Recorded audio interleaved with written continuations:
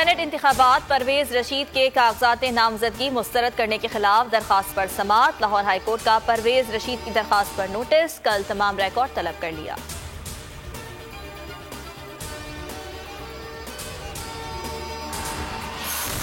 फैसल वाडा की मुश्किलात में इजाफा। कागजात नामजदगी मंजूर करने के खिलाफ अपील पर समाअत। सिंध हाईकोर्ट का वफाकी वजीर को कल पेश होकर वजाहत करने का हुक्म। इलेक्शन ट्रिब्यूनल का इलेक्शन कमीशन को भी नोटिस।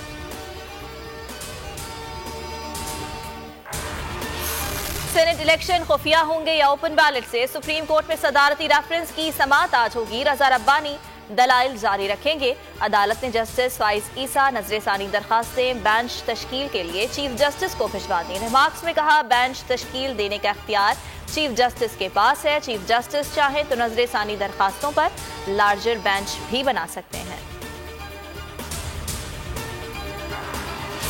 NA 221 थरपारकर में जिमनी इलेक्शन का मार्का पीपल्स पार्टी के नाम रहा। पीर अमीर अली शाह जिलानी ने मैदान मार लिया। PTI के निजामुद्दीन राहमू दूसरे नंबर पर रहे। बिलावल भुट्टो की मुबारकबाद। कहा, सिलेक्टर्स PTI को लाकर खुद परेशान हैं। जिमनी इंतखाब की तरह सेनेट इंतखाबात में भी कामयाबी हासिल करेंगे। आसिफ जरदारी बोले, अब सिलेक्टेड के घबराने का वक्त आ गया है।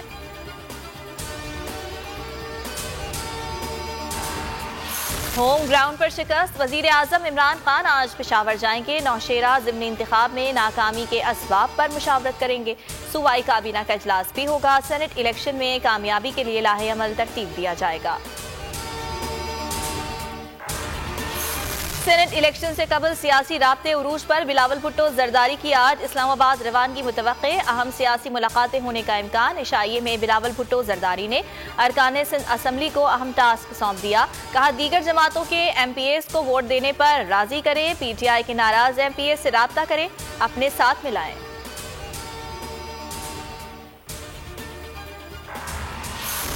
इमरान खान अवाम का वोट चोरी करते रंगे हाथों पकड़े गए। ये वोट चोर नहीं, वारदातियां हैं। डस्का और वजीराबाद तो दूर, नून लीग ने वोट चोरों को नौशेरा में घुस कर मारा। मरियम नवाज का 75 में दोबारा इंतखाबात कराने का मुतालबा। कहा, धुंध में ये कौन सी मखलूक, किसके जिन्नात थे जिन्होंने 20 पोलिंग स्टेशन पर 90% वोट डाल दिए।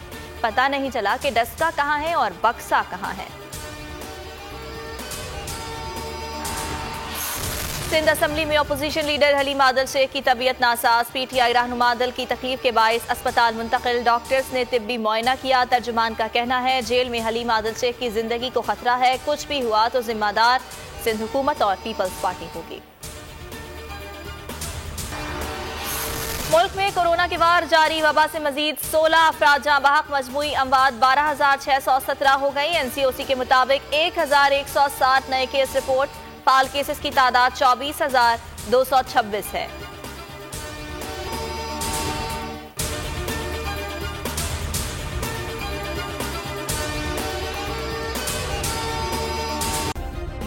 सब्सक्राइब करें और बेल दबाएं ताकि कोई खबर रह न जाए।